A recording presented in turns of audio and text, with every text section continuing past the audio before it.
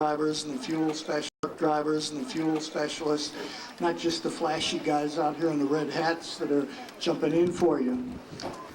First thing we're going to do, we've got a 130 that's flying overhead. He's about 10,000 feet. He's got jumpers in the back of the airplane, and they're going to free fall at about 180 miles an hour down to about 4,000 feet. And then they're going to open their parachutes and come in and hopefully land right in front of you. The main thing is, though, we're not the Golden Knights, and we're not a parachute demonstration team, and we don't do this in the daylight very often. Most of our work is done at the night, done with a heavy rucksack, and when we get on the ground, then we have to go to work. And we want to go in the worst possible places. And out here on the flight line with all this concrete you have to land on is probably one of the worst possible places you want to go.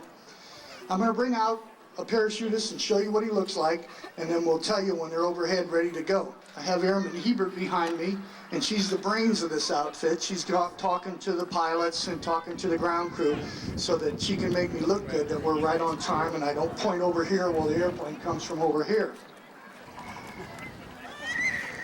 When they're up there, they're not quite high enough to need oxygen, but we've got an oxygen mask on this one because he's one of our new guys and we wanted to make him as uncomfortable as possible out here in the sun. Okay, so what he has a bulletproof helmet on. It's got communications built into it. He has a radio hooked up on the front so that he can talk to his other team members while he's in the airplane, when he gets out in free fall, and when he comes in on the ground to land.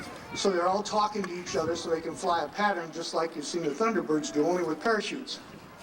Everything is silver gray because we found out when we tested this system about 10 years ago that silver gray blends into everything. If you take a black parachute and you put it in the sky, it looks black, even at night.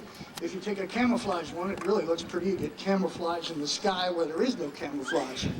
So we went with silver gray because it blends in with everything. And then he has on an altimeter a little device that's on his wrist that tells him how high he is and how low he's going to go so that he can pull it. And it's got a light on it, so at nighttime he can turn on the light and be able to see it while he's in free fall. It's like the wing of an airplane. It's a non-rigid glider, and what he does is he reaches up and controls the parachute by pulling on little handles that distort the rear of it so that it can turn right, left, it can slow down, it can speed up. This has about 35 mile an hour forward speed. Now, we jumped in South Carolina one time and we had about an 85 mile an hour tailwind and 35 mile an hour speed, so when we got out, we were cruising about 110 miles an hour under this parachute. Really an exciting time. Now, we've set it up and we've got our wind streamer out here because you want to land these things into the wind. You land them downwind, you tend to crash and burn. Normally, all his equipment will fit in a big rucksack that's hooked on the front of him. That's where his beans and his bullets and his radios and all his equipment goes. When he gets about 50 feet off the ground, he'll lower this onto a rope. They'll dangle below him so that it's cushioned when he lands and it doesn't just come in and impale him with eggs up there, black ones. They're going to pop some smoke when they get open so that it'll be easier for you to see them. And when they open up, you'll be able to hear the nylon as that slows them down. See the smoke trailing? That'll give you some idea how fast they're traveling up there. It doesn't instantly open, it's reefed. Otherwise, when you went from 180 to 0, it'd rip you in half. Now they're all open. And you can see how hard those silver gray canopies are to see in the sky. Most of the time we do this at night, and they blend in really perfectly to where we could be on the ground and we're doing our job and no one would even know we're there. A lot of times, what we'll do is we'll get out at 20,000 feet above the cloud deck. We have supplemental oxygen built into the parachute system, and we'll open the parachutes that high. Then we'll travel 10 to 12 miles over the cloud deck, almost invisible, to go in and land and be able to do what we came on the ground to do.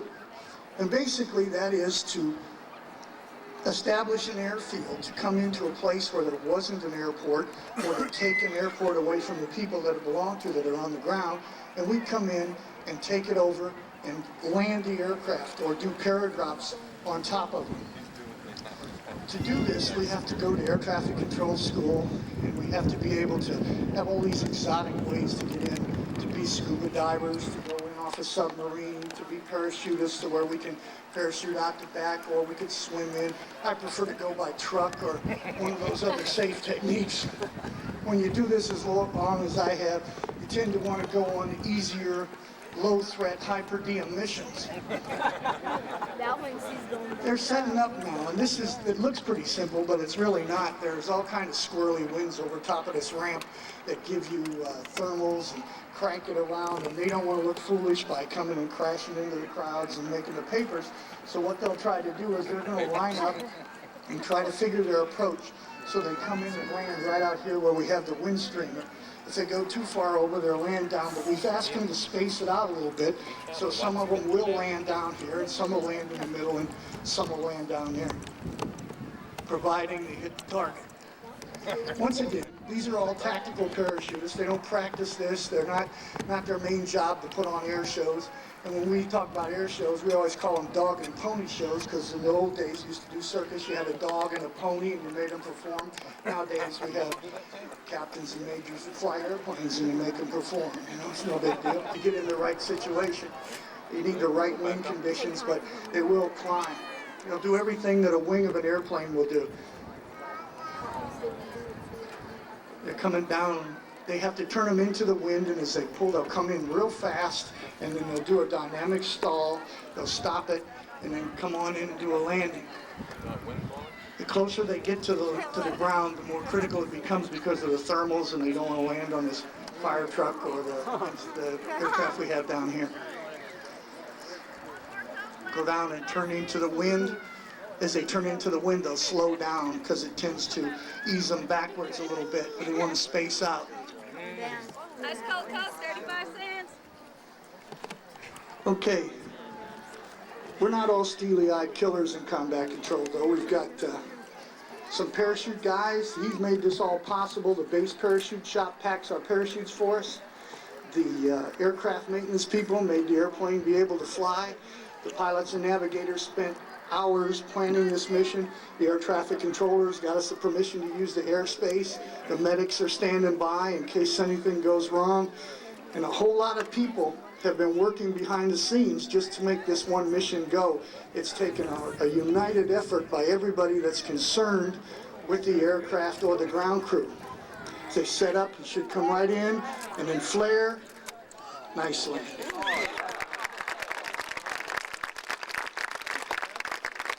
See how fast they come in, then he'll flare it, slow down. Oh, nice landing.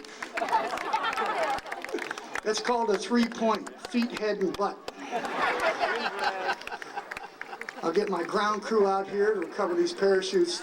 They're easy to get out on the ground, but once you're on the ground, they're hard to handle. They do real good in the sky. Okay. Kneel down, say your prayers. It's really difficult coming in on top of this squirrely winds on this ramp. You don't want to come in too fast. Flare, flare. Oh. Nice. Just like downtown, the Golden Knights can't do it any better. Okay.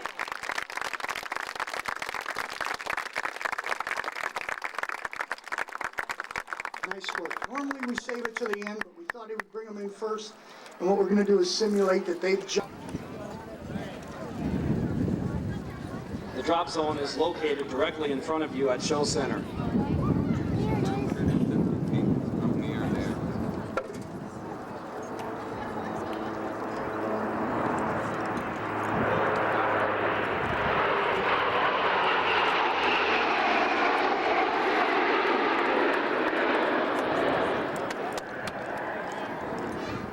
Ladies and gentlemen, that was a point of impact drop, 0-0 on the error.